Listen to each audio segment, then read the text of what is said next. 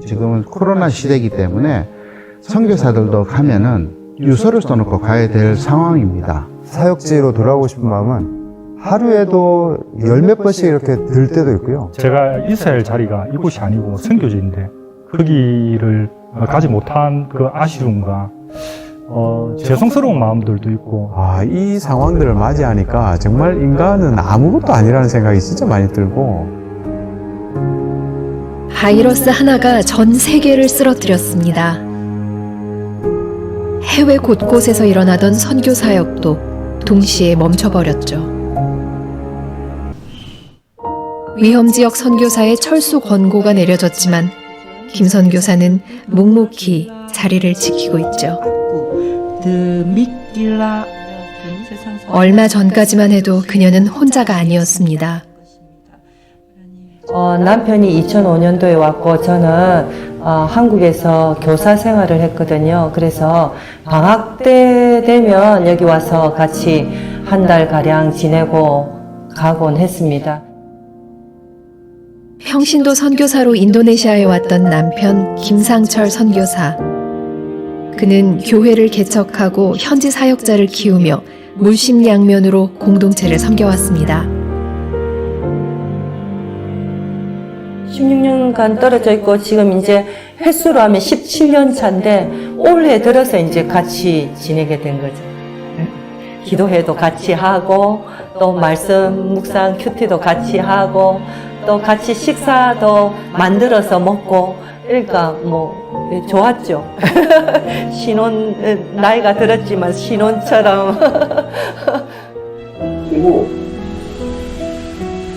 anda kalau tuan ada jika menang gimana kalau tuan tidak ada siapapun siapapun siapapun semua apa saya mau begitu saya terus itu yang 지금부터 앙코트 안에서 지금 기록을 남깁니다. berapa harga? Seperminggu per orang. Gimana? Kita ke pergi bawah lagi.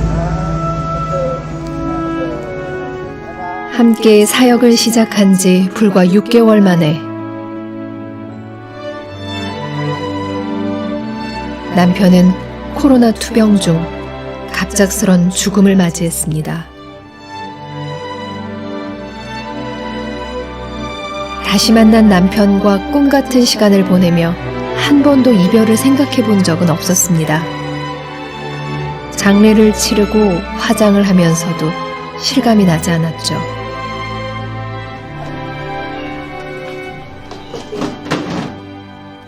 집으로 돌아와 혼자 여러 날을 보낸 후에야 비로소 느껴진 남편의 빈자리.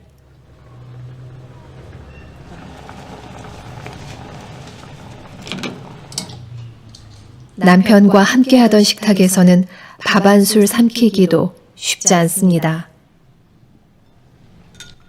한국의 형제들이 지인들이 잘 먹어야 된다고 맨날 잘 먹어야 된다 그러는데 잘 먹으려고 하는데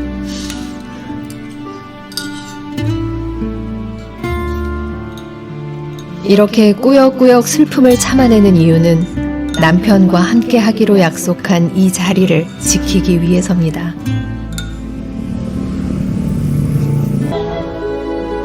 이곳에서는 코로나로 가족을 잃은 사람들을 쉽게 만나볼 수 있습니다. 아직 언어가 서툴지만 애써 위로의 마음을 전해봅니다.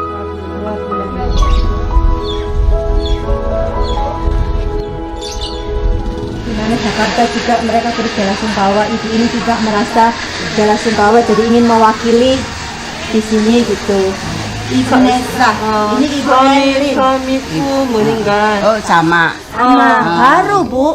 Ini barusan 40 hari. 40 hari, ibu ini baru sebulan lebih. Tetapi saya cinta Tuhan memberkati Anda, Tuhan mengasihi Anda. Saya turut berbela sungkawa, turut berduka. 여기 주변에 현지인 마을에 가서 봉사활동을 조금씩 했거든요. 남편이 그 아이들을 쳐다보면서 이 애들이 다 예수님께 오면 내가 이 땅에 뼈를 묻어도 좋겠다, 이 말을 한 거예요. 그래서 저는 남편이 인도네시아의 이 영혼들을 너무 사랑하는구나, 남편과 같은 그 표대를 향해서 나아가는 게 너무나 기쁘고 감사했어요. 네. 남편이 그토록 사랑했던 땅, 그리고 하나님이 사랑하라고 명령하신 땅. 엄마 진짜 엄마. 가슴에 사무치는 슬픔으로도 누군가를 위로할 수 있다면 김 선교사는 이 땅에 인생을 바치기로 결심했습니다. 울어요. 여보, 나를 이렇게 인도네시아로 오게 해주어서 고마워요. 당신이 그 사랑한 인도네시아 사람들, 나도 당신처럼 사랑하고 돌보면서 살고 싶어. 하나님께서 돌보시고 손잡고 한 걸음 한 걸음 인도하시는 거를 느끼고 있어. 괜찮아, 나 씩씩하게 잘 살 거야. 고마워.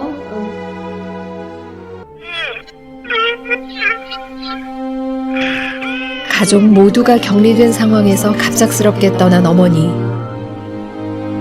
장례식은 비대면으로 치를 수밖에 없었습니다.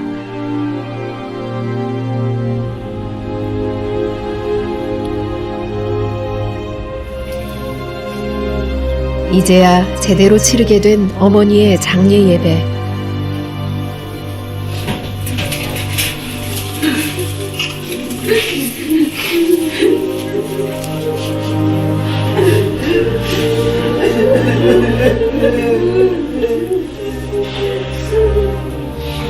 아들은 갑작스러운 어머니의 죽음을 믿을 수 없었습니다.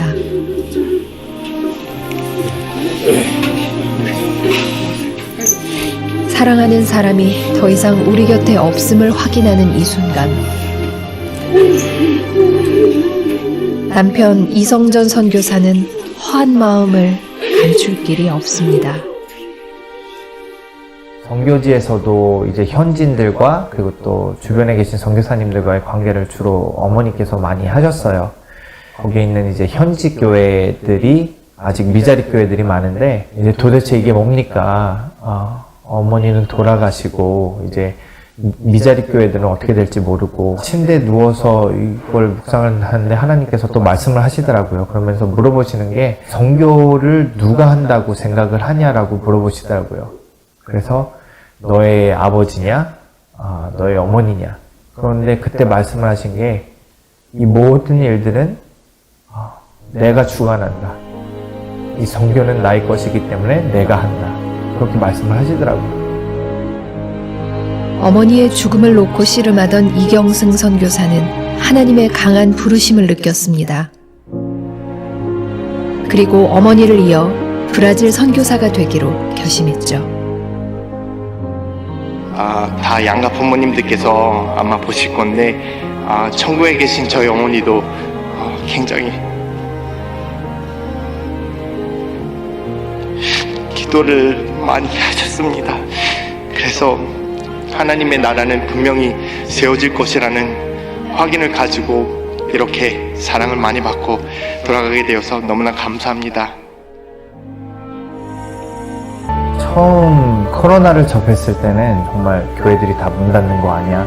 선교가 다 이제 멈추는 거 아니야? 그렇게 했는데 다시 엎어진 땅들을 보니까 그 안에서 막 다시 솟아나는 그런 하나의 새싹들이 보이더라고요. 그래서 사실 선교지로 간다는 것이 굉장히 설레어요. 슬픔은 한편에 접어두고 사명의 길을 떠나는 사람들.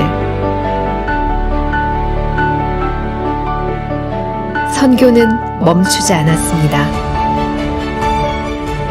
보이지 않는 그분의 손이 여전히 이 땅 구석구석에서 일하고 계시기 때문입니다.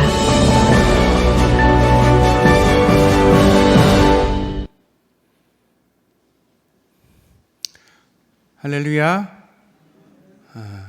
지금 보신 것은 미싱유라고 우리 기독교 다큐입니다. 제가 이것을 보고 우리 성도들과 함께 나누고 싶어서 40분 정도 분량을 이렇게 요약을 해서 보여드렸습니다.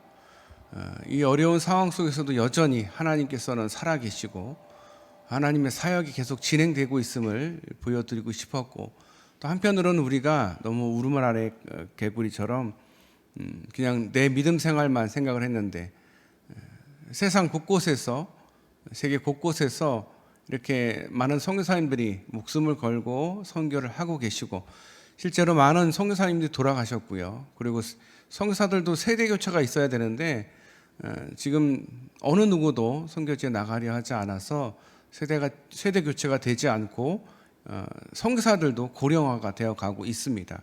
그럼에도 불구하고 그 과정 속에서도 하나님께서 함께 하셔서 가족들이 이렇게 선교지를 대신 돌보기 위해서 떠나는 이들도 있다는 사실을 우리 성도들께 보여주고 싶었고요. 코로나라는 것이 우리에게 또 가슴 아픈 어려움이기도 하지만 또 그 가운데서도 하나님은 여전히 일하고 계시고 여전히 많은 영혼들을 구원하시기 위해서 우리를 사용하신다라는 그런 것을 보여드리고 싶어서 영상을 준비를 했습니다. 우리가 한 해를 돌아보면서 생각할 때에 정치적으로 또 사회적으로 참 많은 갈등이 있었고 많은 문제와 많은 사건 사고가 있었습니다. 경제는 더욱 침체되었고요. 실업자는 더욱 많이 늘어났습니다. 코로나19로 많은 사람들이 죽었으며 소상공인들과 자영업자들이 방역 강화로 인해서 어려움에 몰리고 있습니다. 교육 부분에서는 비대면 수업으로 인해서 학력 간 격차가 더욱 심해져 가고 있으며 미국과 중국의 패권 싸움으로 인해서 세계의 경제도 어려운 가운데 있습니다. 그 영향이 우리에게도 있습니다. 이런 위기에 우리는 어떻게 살아야 될까 고민하며 우리는 하루하루 살아가고 있습니다. 이런 비슷한 그 위기의 순간에 나라와 민족을 지킨 많은 인물들이 있습니다. 우리 인간사를 기억할 때에 많은 인물들이 있지만 오늘은 성경 안에서 어떤 위기를 기회로 바꾼 인물을 한번 함께 보고자 합니다. 그런 기도와 말씀의 사람입니다. 이스라엘을 위기에서 구원했던 사람입니다. 바로 느헤미야입니다. 성경 속에 많은 인물들이 있지만 제가 존경하는 인물 바울 그리고 느헤미야입니다. 구약에 많은 선지자들이 있고 또 많은 인물들이 있지만 저는 느헤미야가 참 마음에 와닿더라고요. 어떤 리더로서의 우리에게 보여주는 많은 부분들, 또 느헤미야의 기도를 통해서 우리가 어떻게 기도해야 되는지 오늘 또한 말씀을 통해서 보고자 합니다. 시대가 암울하고 어려울 때였지만 그는 하나님의 역사를 믿었던 사람이었습니다. 그가 살아갔던 당시 BC 445년 12월경 그의 형제인 하나니가 유대 땅에 갔다가 돌아와서 그에게 그 땅의 상황을 보고합니다. 자신의 고향 땅 이스라엘이 많은 이들이 포로를 잡혀갔지만 그곳에 남아있던 사람들, 그 남아있던 사람들이 환난을 당하고 있으며 성은 허물어졌고 성문은 불타 있다라고 보고를 합니다. 그 말을 들은 느헤미야는 하나님 앞에 울며 수일을 기도하게 되었습니다. 하나님 여호와 크고 두려우신 하나님이여 주를 사랑하고 그의 계명을 지키는 자에게 언약을 지키시며 긍휼을 베푸시는 주여 간구하나이다. 느헤미야의 기도의 출발점은 자신이 처한 현실을 볼 수 있는 눈에 있었습니다. 자신이 처한 현실을 들을 수 있는 귀가 있었습니다. 한마디로 역사의식이 있었습니다. 지금이 어떤 시대인가, 그리고 무엇을 해야 하는가, 자신은 편히 먹고 마시고 즐기며 살아가고 있다는 그 생각을 하면서 점점 그의 관심이 그의 조국 이스라엘로 옮겨가기 시작했습니다. 자신으로부터 1000km 이상 떨어진 예루살렘에 그 조국의 형편을 잊을 수가 없었습니다. 조국의 동포들이 어떻게 지내는지, 고향 예루살렘이 어떤 형편에 놓여 있는지 걱정하게 되었습니다. 그가 들은 동포들의 이야기는 참으로 말로 표현할 수 없는 비참한 삶을 살고 있음을 느헤미야는 듣게 되었습니다. 그들은 약탈을 당하고 먹을 것이 없었고 보호를 받지 못하는 상태였습니다. 이 같은 상태들이 그의 기도의 출발점이 되었습니다. 지금 북한의 현실은 어떨까요? 우리가 뉴스를 통해서 접하는 많은 소식들이 있지만 점점 북한에 대한 소식이 끊어져 가고 있습니다. 우리의 관심사가 점점 북한으로부터 멀어져 가고 있는 것이 현실입니다. 고난의 행진이라고 해서 북한이 1995년에 시작해서 1997년까지 사상 최고의 빈곤 상태, 굶주림의 상태로 인해서 인명 손실이 북한 공안부서의 보고에 의하면 1995년부터 1998년까지 250만에서 300만이 죽었다고 합니다. 그것도 굶어서.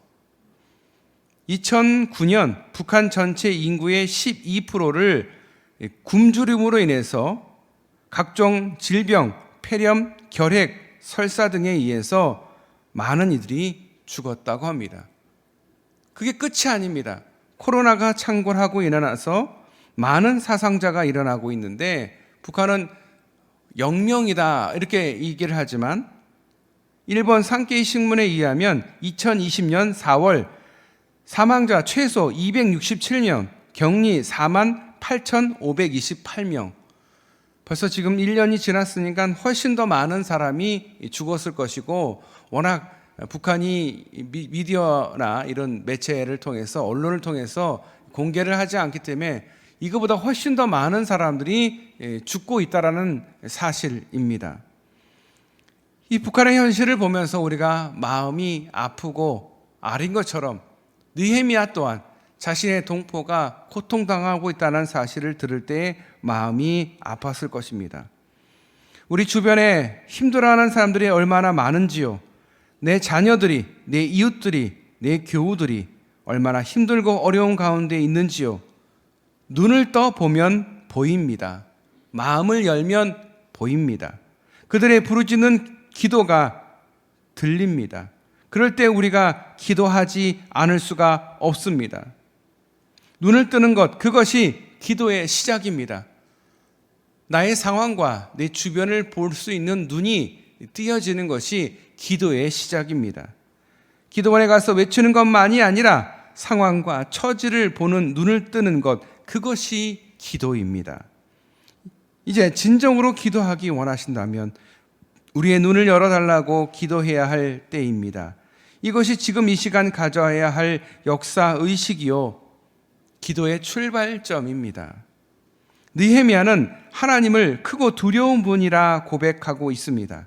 느헤미야는 하나님을 크신 하나님이라 바라보았습니다.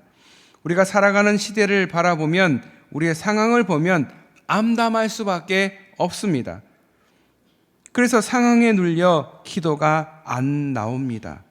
문제만 보면 점점 그 문제가 커져서 그 문제 속에 빠져 들어가게 됩니다. 여러분, 지나온 한 해를 돌아보면 어떠하셨습니까? 문제는 직시해야 합니다. 그러나 문제를 붙들고 하나님 앞에 나올 수 있어야 합니다. 저는 우리 태장교회가 더 많이 기도하기를 원합니다. 그게 눈으로 보였으면 좋겠습니다. 특별히 새벽 예배를 통해서 우리 많은 성도님들이 나오셔서 기도를 하시는데 저는 한 4-5명만 더 나오셔서 기도했으면 좋겠다라는 마음이 들어요. 새벽을 깨우는 게 그렇게 쉽지는 않습니다. 하지만 여러분들의 마음속에 있는 문제와 근심과 걱정이 있다면 진심으로 나오셔서 새벽을 깨우며 기도할 수 있기를 바랍니다. 물론 각자의 자리에서 기도를 하시겠지만 교회에 나오셔서 함께 기도했으면 너무도 좋겠습니다. 우리의 문제는 우리가 풀 수 있는 문제가 아닙니다.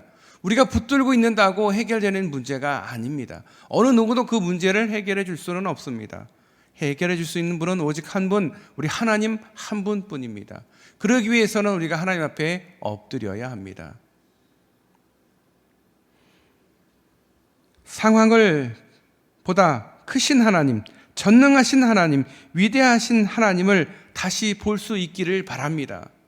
우리의 믿음이 어떤 믿음에서 시작이 되었습니까? 하나님을 두려워하고 하나님을 존경하고 하나님을 사랑하는 마음부터 믿음이 시작된 것 아니겠습니까? 새해에는 좀 더 적극적으로 하나님을 볼 수 있는 시각이 열리기를 기도하시기를 바랍니다. 기도의 자리에 나오시기를 바랍니다. 느헤미야가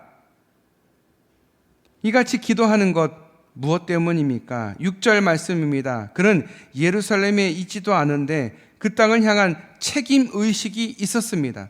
자신과 아버지의 집에 죄가 있다라고 말하고 있습니다. 또한 내 죄다, 내 잘못이다, 이런 책임의식으로 그를 하나님 앞에 무릎 꿇었습니다. 책임감 있는 사람이 기도 생활도 뜨겁게 합니다. 새벽에 우리 어르신들 나오시는데 다 책임의식을 갖고 나오시는 분들입니다.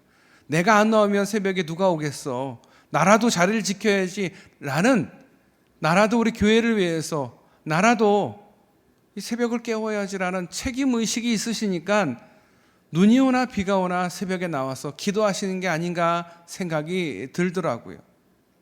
근데 여러분, 우리 모든 그런 책임의식을 갖기를 바랍니다. 내 교회다. 그러면 내 교회를 위해서 기도할 수 있어야 합니다. 내 주변에 일어나는 모든 일들에 대한 영적인 책임의식이 우리를 기도할 수 있게 합니다. 북한 저 멀리 있지만 우리 동포요 고통당하는 이들입니다. 미얀마 우리나라도 아닙니다. 다른 나라고 다른 민족이지만 그들을 위해서 기도합니다. 말레이시아 그를 위해서 우리가 기도합니다. 말레이시아는 또 인도네시아와 가까운 나라입니다. 아까 우리 성사님 보셨지만 인도네시아 말하고 그 말레이시아 말하고 좀 비슷합니다. 그러니까 말레이시아에 있는 그 아이들 중에 대부분 노동자들 대부분이 인도네시아 사람들입니다. 인도네시아가 먹고 살기 힘들어서 말레이시아 와서 가정주부 일이나 아니면 나무를 베는 일이라든가 뭐 이런 일들을 굉장히 많이 합니다. 그걸 통해서 자녀들이 말레이시아에 많이 있습니다. 그런데 문제는 인도네시아에서 몰래 말레이시아에서 노동 일을 하다 보니 거기서 나온 자녀들이 국적이 없는 거예요. 말레이시아인도 아니고 인도네시아인도 아니에요. 왜? 인도네시아로 한번 가면 다시 말레이시아로 돌아올 수가 없습니다. 그러다 보니 무국적자로 있는 아이들이 굉장히 많습니다. 저희가 돕고 있는 말레이시아 선한 사마리아 학교가 바로 그런 아이들을 돕고 있는 것입니다. 우리가 눈에는 보이지 않지만 저 멀리 떨어져 있는 많은 고통당하는 이들이 있습니다. 우리는 그들을 위해서 영적인 책임의식을 갖고 그들을 위해서 기도할 수 있어야 합니다. 그들을 도울 수 있어야 합니다. 우리 눈에는 보이지 않지만 많은 선교사들이 고통당하고 있고 어려움의 자리, 고난의 자리에 있습니다. 어떤 분들은 그곳에서 뼈를 묻기도 하고 어떤 분들은 그것을 대신하기 위해서 이 나라에서의 이들 다 정리하고 그 나라로 가는 이들도 참 많이 있습니다. 우리가 할 수 있는 게 뭐가 있겠습니까? 우리가 직접 그 나라를 갈 수는 없지만 우리는 그들을 위해서 기도할 수 있습니다. 재정적으로 그들을 도울 수도 있습니다. 그러기 위해서 우리가 먼저 책임의식과 모든 상황을 볼 수 있는 영적인 눈이 있어야 한다는 것이 오늘 제가 여러분에게 드리고자 하는 말씀입니다. 느헤미야의 기도, 그 기도가 어떤 기도였습니까? 하나님을 믿고 또 죽어져가는 많은 자신의 동포들을 위한 기도였습니다. 그 기도가 4개월 만에 응답을 받게 됩니다. 전적으로 하나님을 의지할 때 하나님은 응답하신 것입니다. 응답될 때까지 기도했기에 응답을 받은 것입니다. 지난 한 해 기도 제목 가지고 기도했지만 응답이 되지 않았다면 실망하지 마십시오. 또 한 해가 우리에게 주어졌습니다. 올 한 해 다시 기도하시기를 바랍니다. 다시 한번 옷을 여미고 주님 앞에 나오시기를 바랍니다. 주님 앞에 기도하시기를 바랍니다. 우리에게는 다른 게 없습니다. 교회는 기도하는 집입니다. 기도하기 위해 존재하는 집입니다. 이 집을 빈 자리로 놀리지 마시고 여러분이 그 자리를 차지하고 여러분이 그곳에서 기도할 수 있기를 바랍니다. 저는 가끔 출근하고 나서 본당에 덩그러니 혼자 앉아 기도할 때가 몇 번 있었습니다. 그럴 때마다 참 감사한 것이 첫 번째였고, 두 번째는 더 많은 이들이 우리 교회를 찾았으면 참 좋을 텐데 이런 생각들을 하게 됩니다. 또 더 많은 성도들이 함께 새벽 예배를, 또 주일 예배를, 수요 예배를 참석해서 하나님께 기도했으면 참 좋겠다, 이런 마음이 듭니다. 여러분, 축복받는 길은 다른 게 아닙니다. 하나님께 기도하는 것입니다. 위기의 순간에 그 나라를 구한 사람은 다른 사람이 아니라 말씀과 기도의 사람이 그 나라를 구원하였습니다. 우리가 코로나로 많은 이들이 고통당하고 있습니다. 그러면 그럴수록 더 이 나라를 구원할 수 있는 사람은 다른 사람이 아닙니다. 여러분입니다. 기도의 사람이 이 나라를 구할 수 있습니다. 여러분, 코로나가 2년을 이렇게 훌쩍 우리 곁에서 우리 모든 이들을 괴롭혀 왔습니다. 그런데 많은 학자들은 다시 2년을 더 버텨야 된다라는 말을 미디어를 통해서, 매체를 통해서 하고 있습니다. 2년이 참 길면 길고 짧으면 짧은데 다시 2년을 또 버텨야 한다니 사실 앞이 깜깜합니다. 저는 제 스스로 목회를 위해서 열심히 뭔가를 해야 되고 교회가 뭔가 이렇게 해야 된다는 생각을 많이 갖고 있는데, 코로나로 인해서 그것이 이렇게 멈춰지고 진행이 되지 않는 것을 볼 때마다 참 마음이 답답하고, 마음은 벌써 앞으로 가고 있는데 상황이 그렇지 못하는 그 상황을 볼 때마다 참 마음이 아픕니다. 그런데 우리가 한번 생각해 보아야 합니다. 왜 우리가 이렇게 어려운 가운데 있을까? 하나님이 이스라엘에게 고통과 심판을 주실 때 아무 이유 없이, 아무 뜻 없이 하신 게 아니라 하나님의 계획과 뜻이 있었음을 우리가 성경을 통해서 보지 않습니까? 우리나라가 이렇게, 이 전세가 이렇게 코로나로 인해서 고통당하는 데는 분명히 이유가 있습니다. 하나님의 뜻이 있습니다. 우리 100%는 알지는 못하겠지만 우리가 정확하게 알고 있는 것 한 가지, 기도해야 한다는 사실은 분명히 알고 있습니다. 느헤미야가 그랬습니다. 위기의 순간에 나라를 구한 사람은 기도의 사람이었다라는 사실. 새해가 이제 밝았습니다. 여러분, 결단하십시오. 기도의 자리에 나오셔서 기도할 수 있기를 축복합니다. 그 자리가 복의 자리입니다. 우리는 복 좋아하잖아요. 복 받으려면 기도해야 됩니다. 기도하면 복 받습니다. 기도하면 마음이 풍성해집니다. 기도하면 마음이 평안해집니다. 기도하면 문제가 술술 풀립니다. 다른 곳에 가서 문제를 해결하려 하지 않고 하나님 앞에 나오시는 저와 여러분 되시기를 축복합니다. 하나님은 분명히 우리의 기도를 응답해 주실 것입니다. 새롭게 한 해를 시작하면서 하나님 앞에 기도의 제목들 가지고 기도할 때 꼭 응답받기를 주님의 이름으로 축원합니다. 기도하겠습니다. 하나님, 2021년이라는 한 해를 또 하나님께서 지켜주시고 2022년이라는 또 한 해를 허락하신 하나님 감사합니다. 느헤미야의 기도처럼 위기의 순간에 나라와 민족을 위해서 기도하는 저희들이 되게 하여 주시옵소서. 문제 앞에 낙심하거나 낭망하지 않게 하여 주시고 하나님 앞에 나와 기도하게 하여 주시옵소서. 우리는 주의 종이요 주의 자녀들입니다. 주님께 기도하는 주님의 자녀들이 되게 하여 주시옵소서. 한 해 동안 기도했던 제목들 중에 혹시 응답되지 않아 실망하는 그런 마음이 있다면 주님, 그런 마음 다 내려놓고 응답 받을 때까지 하나님께 기도하게 하여 주시옵소서. 포기하지 않게 하여 주시옵소서. 하나님의 정한 때에 하나님이 역사하실 줄 믿고 하나님 앞에 기도하는 저희 모두가 되게 하여 주시옵소서. 오늘도 우리를 사랑하시고 우리의 기도를 들으시는 예수님의 이름으로 간절히 기도드리옵나이다. 아멘.